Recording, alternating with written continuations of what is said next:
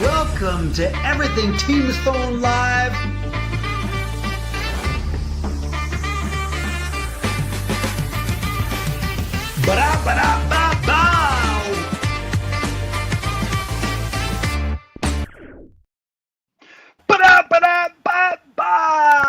Welcome everybody to Everything Teams Phone Live. Excited to be back with you. I think we skipped a week, I think, Bailey, or something like that, right? We've been busy.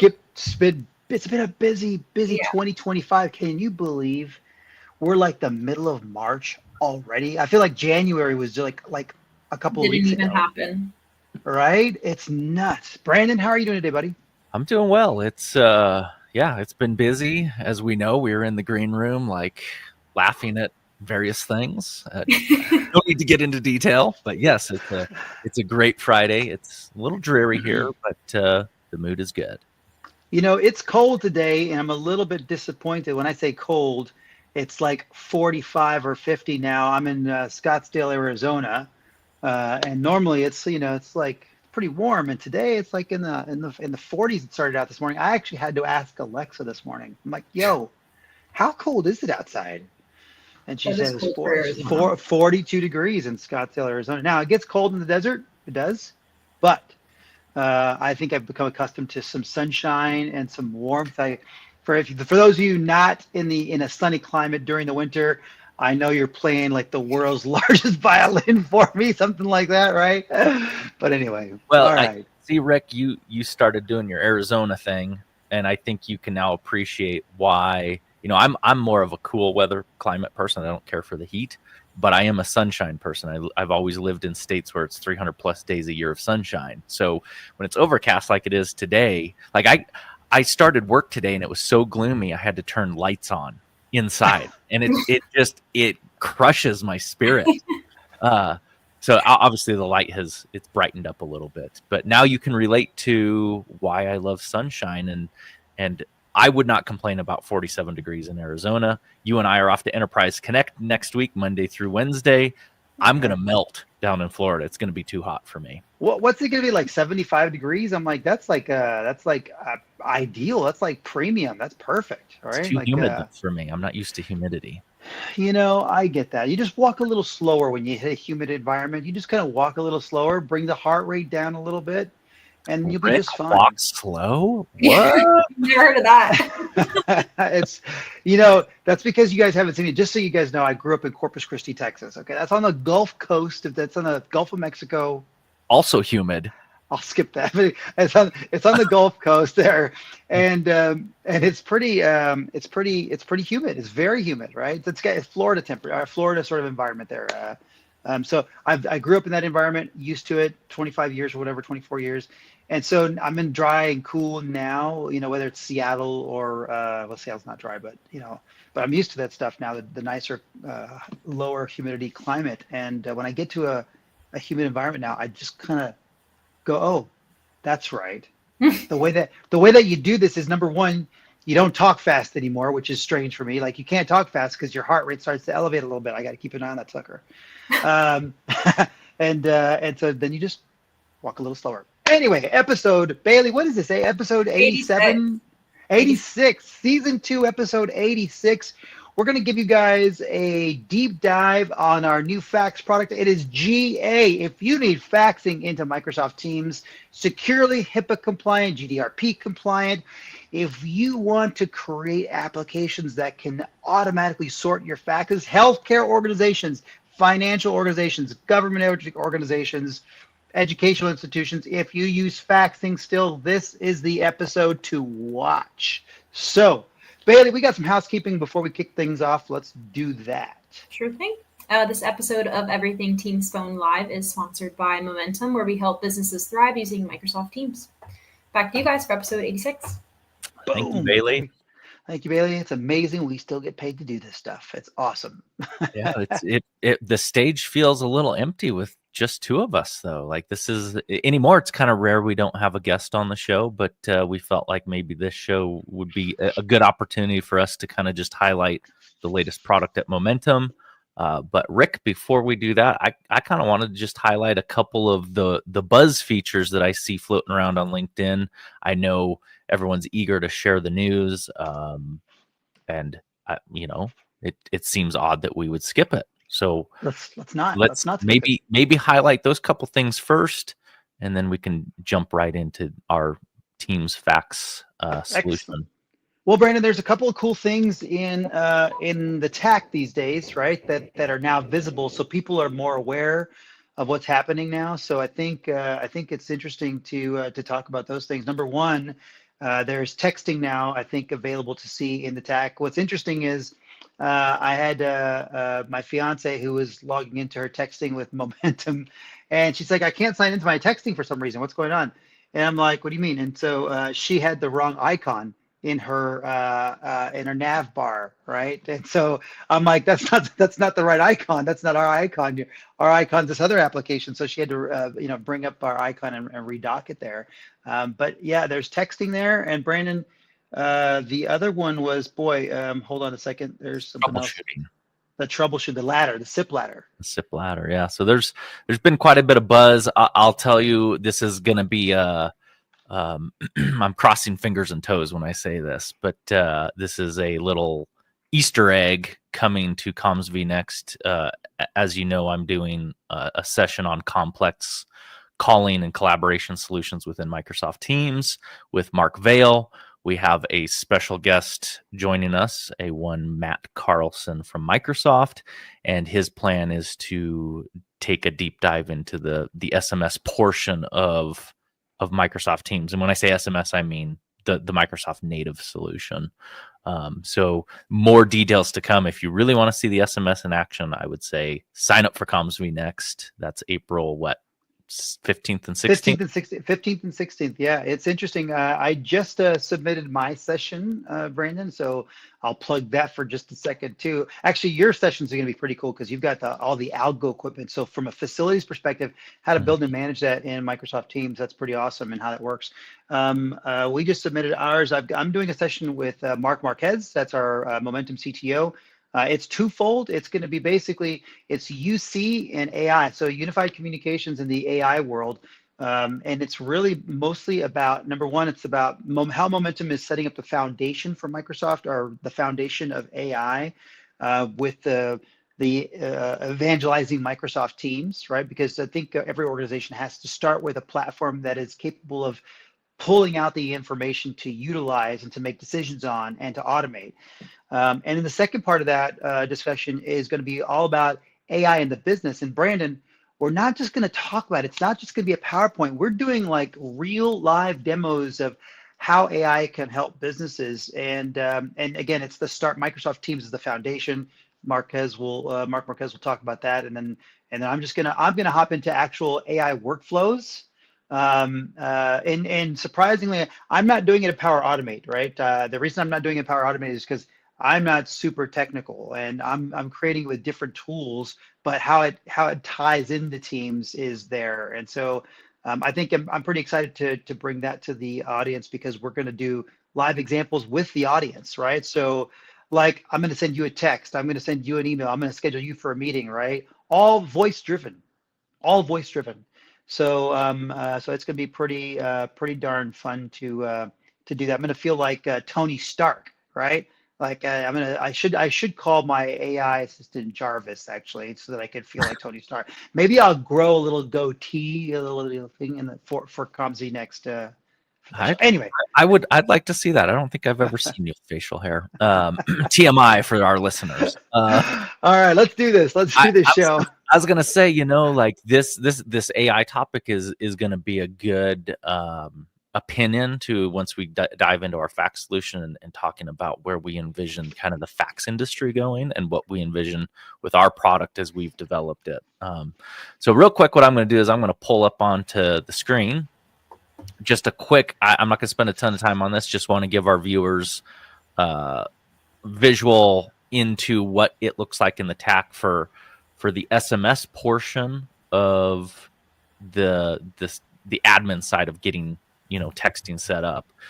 It's going to be found today, at least under voice service configuration. And I'm not going to get into the nuts and bolts of what the campaign registry is and what a brand is and what a campaign is, but ultimately what a business needs to know with the Momentum solution is there's a whole, I'm going to call it loosely regulated. It's not technically regulated by the FCC, but it's regulated by the industry. This process that has to be followed where you have to register your brand. Think of that as kind of your corporate name, if you will. And once that gets approved by the campaign registry, then you go through, and I'm showing a screenshot because Microsoft, for some reason, leaves corporate tax IDs plain text, which is kind of bizarre to me. That seems like that would be something they would want to mask. So I've taken a screenshot and masked that out, calling that out in case Microsoft's listening. That's something that you should fix. And then you go through this campaign process, and the campaign is it's kind of like a business function within your brand. So if maybe you have a campaign for automated scheduling, you would want to separate that from maybe a campaign that's for payroll type stuff, just so that you can follow. There's a whole bunch of rules around what you do with your campaigns and how you allow people to opt in and opt out. So everyone listening should know one very important thing about the campaign registry process is it's horrendously complex, and it can take quite a bit of effort and time to get your campaigns approved. So just know that is, if you think you're going to go in and have SMS tomorrow, be prepared to wait 30 days. Also be prepared that your campaign may get rejected with really no cause, and then you may have to go fight to get your campaign approved. Not saying that to scare you away. I'm just setting expectations that is the reality in the industry today. Brandon, you posted a thing on LinkedIn, basically citing your frustrations with the TCR process and how it's actually not curbed spam, which was the big three mobile providers came together, created this process, and basically it was to keep, I think, non-mobile telcos out of the space, right? Or a way to monetize the space. And I think some organizations or people don't know that's kind of what it's not a regulatory compliance thing. It's just the mobile carriers came up with it, just decided, hey, let's just do this. It's a way to monetize texting across our network so people can't use our pipes for free. Yeah, and it is. People can go look at my LinkedIn. I didn't put it up there to create a debate. I've been opposed to, if we're going to make it, quote, political, I've been opposed to this since it was an idea. I think it's been poorly executed. It's caused serious frustration in the SMB and mid-market space because it's really, really hard to get your business processes defined and working when you have an entity or a group of entities that are subtly opposed to you. And then, one of my comments in my LinkedIn post was, when you look at where the majority of spam comes from, and I'm not saying that the TCR doesn't stop spam. That's not what I'm saying. I just think it's poorly executed. Because when you look at where the majority of spam comes from, it's actually off the MVNOs, which campaign registry doesn't apply to. So TCR really isn't solving the problem when you really get into the weeds. So enough of that. You'll get me going if we keep talking about it. And I don't want to keep going. Well, hold on. There's an interesting thing there, because I just want to say texting is a big deal in the US. Okay. Not so much across the world. Across the world, I think WhatsApp is a very, different regions. There's WhatsApp, there's WeChat in China and stuff like that. So there's very different platforms that people use, but texting in the US is widely adopted. And texting in the US has become a really important part of an organization's business. And it has become more difficult to support texting in a way that's different than mobile to mobile. And it's become more and more expensive, particularly if you're a business organization, right? Whether it's a simple thing like 2FA or meeting notifications. They're not meeting notifications, but scheduled re-notifications or scheduled notifications for appointments, that sort of thing, right? Those sorts of things like healthcare notifications. Those, that texting is sort of built into those applications these days, and it becomes harder and harder to get that. There's a lot of cost associated with delivering a message across that network. What's interesting to me, though, wouldn't you call that something like, and not to get off topic, but almost, if you think about a cable co internet pipe, okay, they're giving you unfettered access to the World Wide Web, right? And it's their pipe, and they're charging you for the service. Okay, I get that, but it's their pipe, and they're not. It's like what's the regulatory sort of compliance thing when it comes to the open internet? I forget what it's called, but it's been a while. That used to be a fight back in the day. But it's like, yeah, net neutrality. But the businesses, though, for texting, the mobile guys for texting have said, hey, these are our texting pipes, and we're going to put a tollway across this thing. And they're already charging the consumer, which is crazy. They're already charging the consumer for this pipe, right? And now it's like, now we're also going to put a toll on it for anybody who wants to get to the consumer, right?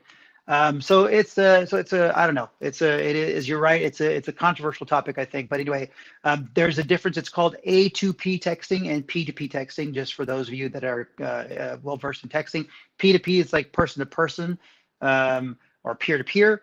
A2P is application to peer, application to person. That is kind of the difference here. And the process that we're talking about is A2P. So it's an application because Teams is an application to a peer or a person out there. So anyway, whew. Yep, deep breath. We'll move on, but that's the, we're still in the process of getting our campaign approved in the demo environment. That's why I made the plug for Comms V Next. We're hoping that by Comms V Next, we have SMS working. I think everyone that knows SMS is coming to Teams or has come to Teams is in the race to be kind of that first to show it on LinkedIn, Momentum included, right? So not saying that we're any better than the next person. Okay, two more things. I think one that I just thought of that's just a quick call out.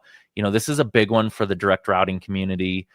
Momentum obviously offers direct routing as a service, but the ability to now manage your phone number inventory inside of the TAC, that's been ages and ages coming. And you can see I've got a direct routing number here in my TAC. It's defined as direct routing, and now I can manage it the same way that I can manage Operator Connect or Microsoft Calling Plan. So just a quick call out there. That's like table stakes these days, right? Having the number there so that you can see it, and so now having it in direct routing. I'll tell you what's really cool though, international stuff, Brandon, because some areas we deliver via direct routing versus Operator Connect, right? And so being able to kind of combine all those or have it in there as well to keep people from having to manage it differently. And not having a separate portal like our portal and stuff like that. It's like having it right in here is pretty dang nice. And the timing for us was perfect. We're, as you know, we're working with a massive entity right now that, due to their complexity, we can give them some Operator Connect, but we need to give them direct routing as a service for other things. And the last call we were on, one of the questions that we were asked was, well, how do we manage our numbers if one is Operator Connect and one is direct routing? And it was like this, just ironically perfect timing that I could pull up the screen and say, check it out. You can have it's right here. A long awaited feature, almost just like a breath of fresh air, even though it seems so simple. Yep. All right, last one, and this one's gotten a lot of hype. This one I'm going to also kind of call out Microsoft a little bit because I think it's ironic the way they made their decision to do this, and that's the SIP ladder diagrams for troubleshooting. That's found under the analytics and reports, usage reports, and you can find it under the PSTN usage. So I'm going to run a report for 28 days. Today, this feature is only available on direct routing, so I've got calling plans, which also includes Operator Connect, so it does not apply to these calls. So I've got to flip over to my direct routing usage. It's going to load, and then you can see that I've got all these different calls in here. I'm going to go down to the very bottom one because I'm going to point something out here. You're going to check what you want, and you'll see this new button called SIP Call Flow. You click on that, it launches us in. This is going to be really good for, your IT staff, the people who manage the Teams phone system in their own environment, to be able to maybe see what's going on without leaning wholly on their service provider if it's as a service. But if they're hosting their own SBCs, it gives them a way to see what's going on between Teams and the SBC without the need of engaging that SBC expert, or in the case of a provider, their SBC expert. The interesting thing to see here is the call flows there. It kind of gives you the call ID, which is important for correlation, but it tells you who the user is in Teams that's involved in the call, and then who the calling party number is. So pay attention to that. I'm going to go pop open one of these messages, and this is where, hey, Microsoft, if you're listening, take note. So I've got the SIP message. This is what for viewers that have never seen a raw SIP message off the wire. This is an unformatted view of what it looks like. And you can see all kinds of data, helps you troubleshoot, lets you know what kind of audio codecs are being offered up, what DTMF tones are being offered up for the signaling or for the audio path. But one thing that just caught my eye is from a CP&I perspective, I can see Microsoft's redacting the from number and the to user or the to number. So for CP&I, that makes sense, but really doesn't make sense in the sense that it's still visible in the tenant. So I get I might copy this and send it on to Microsoft or for support, or I might send it back to my provider for support, and that's honoring CP&I. But it's a really odd decision that they made that, nothing's stopping me from taking a screenshot of this and sending it on. So as an organization, understand CP&I and know when you can send the data and when you can't. I'm not saying this is a wrong decision for Microsoft, just an odd thing. It's got to be to support like Germany. Nothing can leave Germany. Nothing. Did you know you can't even have presence in Germany? You can't see when an employee is on or off presence. This was someone told me this yesterday. And for those of you that are in Germany, can you comment and let me know if this is true or not? You can't utilize presence in Germany. I'm curious about that. I'm gonna call that as a false. You think so? Claim. Yeah, I am. I'm curious. I might have to Google that. Let's not get off topic. No, let's not. You keep on going. You keep on going. I can see Bailey down in the green room laughing at us. All right. The other thing I'm going to call out, imagine you're sifting through thousands of call records and you finally find the call that you think you want to look at, and you're looking at it and you're like, oh, okay, now I need to go compare this to another call. This is not a pop-up. This is a brand new embedded browser rendering. My back button doesn't work. My only option is to click PST and usage, and it starts me from the top of the data flow again. So now I'm left to scroll and go find my call again. So Microsoft, if you're listening, maybe a little UX tuning. I would prefer to see a pop-up window that closes me back out to exactly where I was at. Because if I'm going through thousands and thousands of calls, that's going to be painful. WTF? All right. Is this like HBO? I can say bad words, right? I think our speech to text will at least censor it, but not the audio. So Brandon, the SIP ladder stuff. I mean, it's pretty handy. I mean, if you're troubleshooting components like devices, as an example, this is where it really comes in handy. I think it's obviously quality control, making sure that you got good quality, stuff like that. But really, if you've got those algo devices, as an example, that you're going to showcase at CommsV Next, that seems pretty interesting. Hey, are we hitting this algo device? How is it responding? Is it automatically set to auto answer, as an example, so that I can run a page across a paging system if it's an ATA sort of a device, right? So being able to see it flow all the way through to a device and then back is pretty handy, huh? And honestly, I think this value, and maybe I'm making a mountain out of the molehill, so to speak, but I think this SIP flow is only going to be useful to the organizations that have staff, either a partner managing their tenant for them, like Momentum, or staff that are on payroll that really understand voice. Outside of that, this data like a lot of people might think, oh, this is the reason we should go direct routing versus operator connect. And I don't see that as a massive value add, in my opinion, at least for the organizations that don't have the staff to understand really what this data is. And from a momentum perspective, if we're managing it, we've already got our tools to see all of this stuff. So it's not for us, there's no value proposition here. So that's just, again, I'm socializing my opinions. Yeah. No, I think it's great. Okay, cool.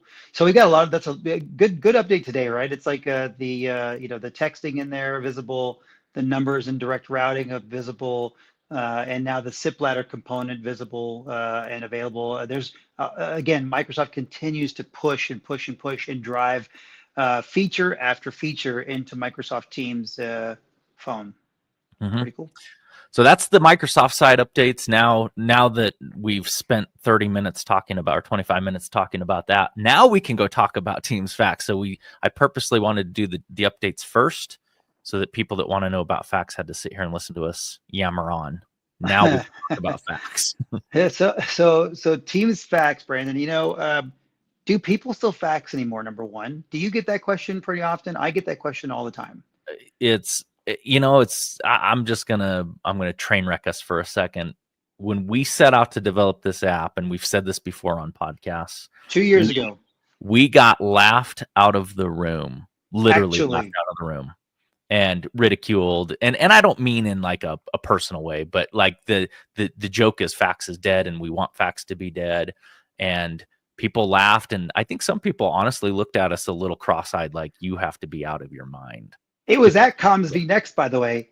What you're talking about was at Comms v Next 2 years ago. No. No, that's exactly right. Look, there we go. My iPad. And so we actually did. We got laughed out. Not really. What they did say is like, we stopped doing faxing because Comms v Next brings the world of Teams together, right? There's two massive Teams shows, Commsverse in London, outside of London, and then there's Comms v Next here in Denver. And literally they're like, we it brought some European folks, and they're like, we stopped doing faxing 20 years ago. Like, what are you guys talking about? The reality is a lot of people have given up fax. That's undeniable. But the other reality is faxing is healthy and as alive as ever before, right? It's a I'm going to make up the numbers, but it's like a $6 to $8 billion industry going to 12 billion by like 2028. Now. Yeah, no, it's like 5 billion right now, still growing, and it's growing. It's the eFax portion. I want to say eFax. That's a proprietary product, but it's the eFax sort of electronic fax sort of solution that's growing because people are still getting rid of their multifunction machines, their fax machines. They're like still coming off those things, and they're going, oh, we're going to go to an eFax solution, right? So it's the eFax business that's growing, and that's that $5 billion headed to $12 billion by 28 or 29. Yeah. And I think, we see it. What do we get? We get, we've got our fax application in AppSource and Microsoft now. We get contacted multiple times, every day, multiple times, every week about inquiring about fax. It's still very much a requirement. In fact, I was just talking to a potential client about, they came to us just for this purpose. They're already on Microsoft calling plans. They're they're in the construction industry. They're like a general contractor. They're newer to getting into the government side of business. And his whole proposition back to us was, I need fax because the government requires it. It's the only way I'm allowed to bid. I have to provide a fax number. It is a ** field. When you put a submission for a bid, you have to provide a fax number. So he literally came to us and said, I don't even know how much this is going to get used, but it's a requirement, therefore I need it. Like, interesting. There's several industries that still require faxing, right? Like there's the healthcare industry. In the healthcare space, Brandon, we still see lots of faxes coming into healthcare organizations, and then they're actually preparing those documents for doctors to review and sign off on. see now, the more advanced organizations do it electronically, meaning they get the faxes in, they scooch them into an electronic signature platform. The doctor literally has to go in and go, okay, DocuSign, DocuSign, DocuSign, DocuSign, DocuSign, right? Mind blowing that still goes on, but it still goes on. And so the question is there some sorting stuff there that's still like human in the loop sort of sorting? And that's what we aim to solve as well, with kind of a not an update to our fax solution, but an additional sort of add-on to that down the road. Yep. So what's the big deal about our Teams Fax? Why is it important? Why is it like, you said it's HIPAA compliant, GDPR compliant? What's the big deal that's different? Because there's some faxing applications that live in Microsoft Teams today. So what's the difference between those applications and the Momentum application? Yeah, I think what separates us and maybe the bragging right, not to sound conceited, but the bragging right of why we put we're working on putting a U.S. patent on it, or U.S. patent pending right now, is the approach we took was to make it as Microsoft native as possible from a service and security perspective, versus a lot of our competitors. It's easy to lift an app up into Microsoft Teams because really all you're doing is rendering web content inside of a framework. An app framework. They call it a manifest. So a lot of the competitors, what they'll do is they'll give you some adaptive card controls where you can, say, hey, reference this file and attach it here and then bring it up to the app and hit send. We didn't take that approach because ultimately at the end of the day, that fax data still lives in the competitor's storage environment. We decided to take a kind of a holistic Microsoft approach where we wanted the data to be at rest in Microsoft, and we wanted the user RBAC control and authentication to be in Microsoft, so that organizations that already are using Microsoft for all of these services don't have to think really about how they integrate a fax solution into their security and storage portfolio or their compliance portfolio. It likely already exists in Microsoft for that organization. And now all we're doing is we're coming in and giving an overlay that sits on top of, but heavily integrated into Teams, that allows that organization to use the security controls that are already in place. So can I break that down for a simple guy? So yeah, can I break that down for a simple person? So basically, if you've got an HR organization and you've got 4 people in HR, and as an AD or Entra, you've got those 4 people that are able to see specific files in SharePoint because you keep that stuff away from the rest of the organization, right? So it may, based on your RBAC is rules-based access or role-based access, right? Something like that, role-based access. And so those 4 people, if they've got one fax number assigned to them and they're in a group in Teams, only those 4 people will see the fax, and it'll drop it right into their SharePoint. And then those 4 people can actually fax out using that same number. Is that kind of what you're getting at? That's right. I guess I could have showed that. Now, I don't think our intent here is to get super deep, but what we're trying to do is we're trying to convey how our customers can use this in a secure and compliant way, and then how that impacts their business process flows.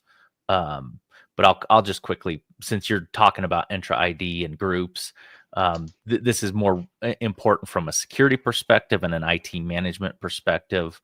Let's see if we all groups. So I'm going to be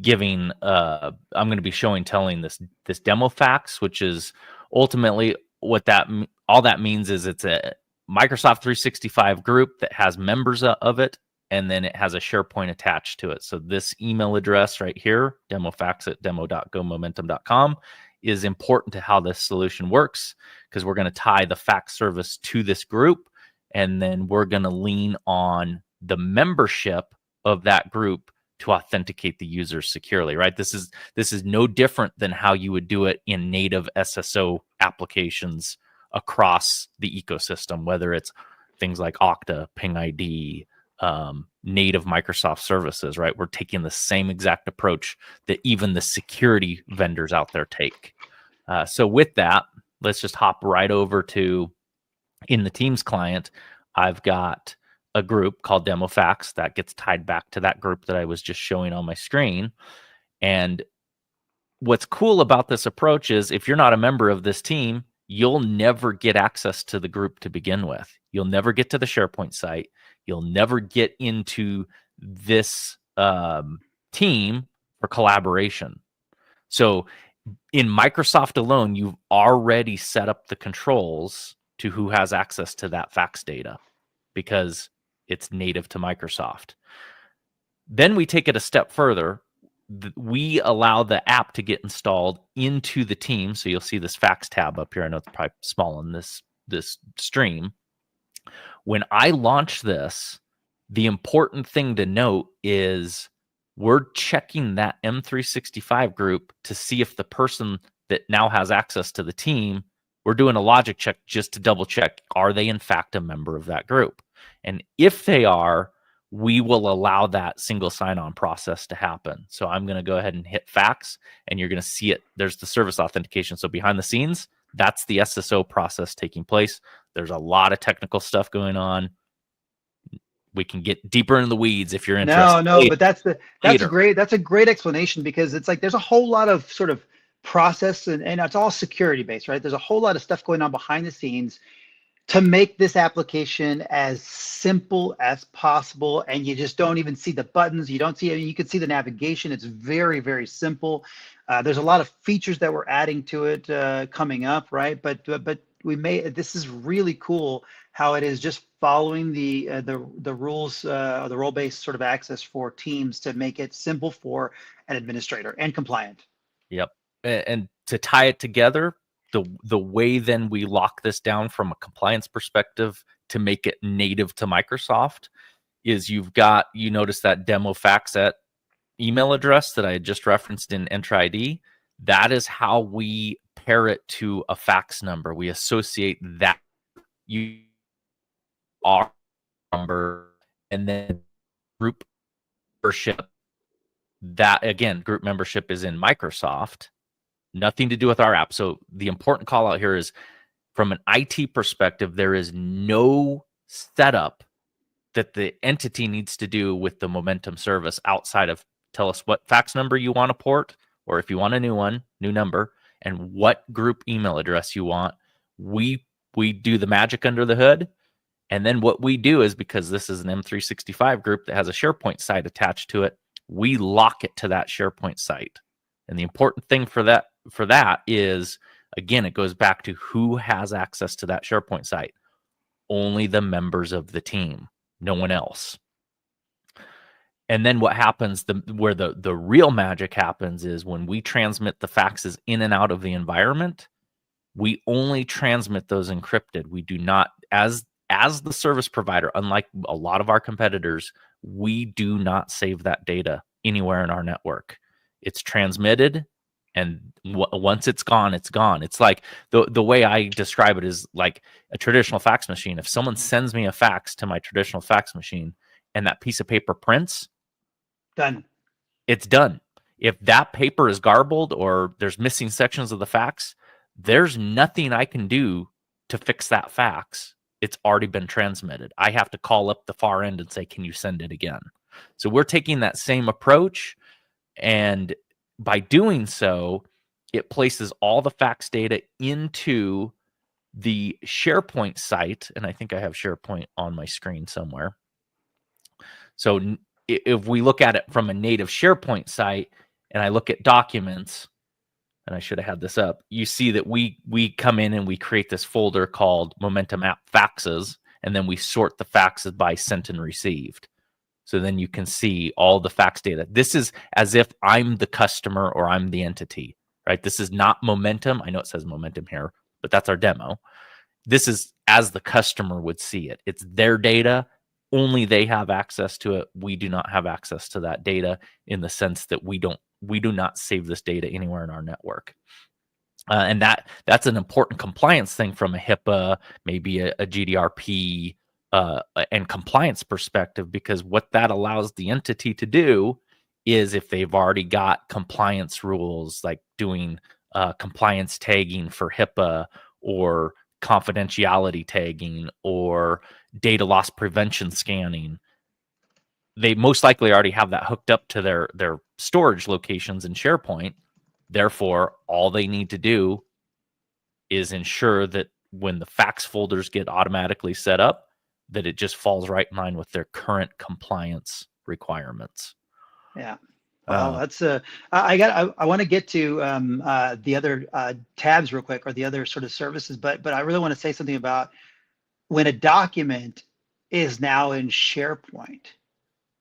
There is an amazing amount of things that you can securely do with that document. We were talking about this. We've been talking about this for a long time. I mean, but really the tools that are available now, Brandon, what's the OCR sort of tool in Microsoft that's native? I know Amazon has one, Microsoft's got, it's like OCR or something. What's the Microsoft? They call it Azure Cognitive Services, and that's kind of an umbrella term for things that live underneath that. Things like taking an image and doing OCR work to look for text and inspecting that text for whatever kind of triggers you want to set up. So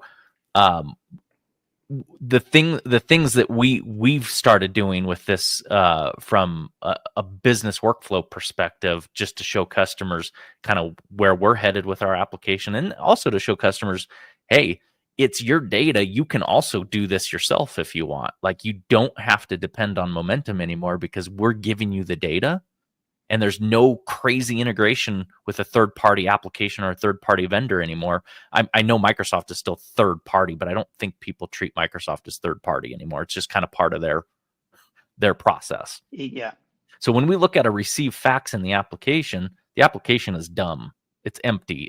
There's nothing in this application outside of we render data. So when I get a fax, I can render hey, you got a fax. When I open it, I'm actually just loading that from SharePoint. That's all I'm doing. I'm not actually retrieving this from anywhere in Momentum. I'm sitting inside of Teams. I'm authenticated as a user that has access to that SharePoint, and I'm using that authenticated user to render the data back up to the application. But it's very important to note, this data does not live inside of the application. It lives in SharePoint. So then once that data sits in SharePoint, just imagine what you can do with it. We have customers that we've shown how you can use the Power Platform to take a fax and automatically send it to a CRM, an ERP, to offload that off to, maybe you've got a whole team of people sorting faxes and they work out of a CRM versus, like the traditional method where it comes off the fax machine, then it needs to be scanned and uploaded to a network storage, and then someone picks that up and works on it. Now we can kind of automate that front end workflow. And then can I break it down a little bit? I want to break that down just a little bit. Well, I want to kind of, just because it lands in SharePoint, it's there. So let's take what you just said, the Power Platform, and what you can attach to the Power Platform. So let me just kind of I should have drawn something out for us, but if you can just imagine this document sitting in SharePoint, and let's say you are a healthcare company that has 50 doctors, okay? And say you're taking in thousands of documents a day, okay? And something comes in and it's for Dr. Smith. Okay, and you see it's for Dr. Smith because it's Dr. Smith's patient or whatever it may be, right? So you could theoretically go, okay, fax comes in. Step one is to, OCR it with Azure Cognitive Services. So you OCR it, and you've got, let's say, folders with now got folders set up for every doctor, let's just say, right? And then you can say, you put the if this, if that sort of a decision tree, or you can drop an LLM decision in there, right? And go, let the LLM then go, where does this, the LLM becomes a router. Okay, if it's for this doctor, set it over here. If it's for this doctor, set it over here. So you could literally, when I say LLM, I'm talking, whatever, Azure AI or whatever it is, or so, Open AI for Azure. And so you have AI sort of read it, take a look at it, go, this goes to this doctor here. And then you can have rules set up from there to go, slap this into your DocuSign process, slap it into the ERH or the ERP that you need to go load into a file, right? So there's a lot of different ways. Now, it's more complex than that, but from a workflow perspective, it's really not, right? You can literally kind of build these steps, this decision tree, and have an intelligent routing sort of based. What the LLM provides now is some intelligence in this workflow. That's the big difference. There's a brain now in the workflow. It's not just a static workflow where you've got to go, oh, it's just across, it just goes across, right? There's some intelligence in that workflow thereby sort of making that workflow smaller because you do have that intelligence to go, hey, here's this, here's that, go here, go there. So you could really create a sorting application, not to give anybody any ideas about what Momentum is doing at all, but you can start to create an AI sorter to deliver those faxes wherever you want. Crazy, we're talking about faxing in 2025. I know some of you are going, what the hell are they talking about faxes? It happens today. Healthcare organizations, government organizations, construction guys, because he's sending off, bids, right? Stuff like that. It happens. So anyway. Yeah, I mean, the reality is, Rick, you and I, we're living and breathing this, and while people may scoff or roll their eyes at us, we're talking to entities that have 4,000 and 5,000 fax lines. And the reason they're talking to us is they see this, they see the potential of the business automation workflow work that can happen behind the scenes. And it's really interesting to them. I was talking to an entity not too long ago that, this fax app in and of itself wasn't what wowed them. Like, they liked the idea that, yes, the customer now, or the end user on their side now only has to work out of Microsoft Teams for every collaboration workflow, which odd that you would consider fax a collaboration workflow. But what blew their mind, if I can say it that extremely, was when we flipped over and I showed them how they could start automating workflows native to their Microsoft environment, that it's their data in their environment. They get to own the destiny of what they do with that data. They don't have to integrate into Momentum, into their data stores and figure out how to set up complex APIs to a third party. They can go do whatever they want with the data. And I got done talking to that customer, and they literally said to me, where do we sign up? Like, it was like, it's, I'm telling you, you can't find this in the industry like what we've done. And I'm not trying to brag, or maybe I am, maybe it's a humble brag, but it's game changing. And that's what's bringing these customers to the table is everyone understands what fax is, but then they see what we're imagining and what we're doing, and they're going, whoa. Check this out. I love the next. I'm going to talk to you just real quickly, and I know we've got to go. We've got to wrap up here in a few minutes. But I want to talk about number one. This is in the Teams application that is both on your desktop and on your mobile phone. So what does that allow you to do?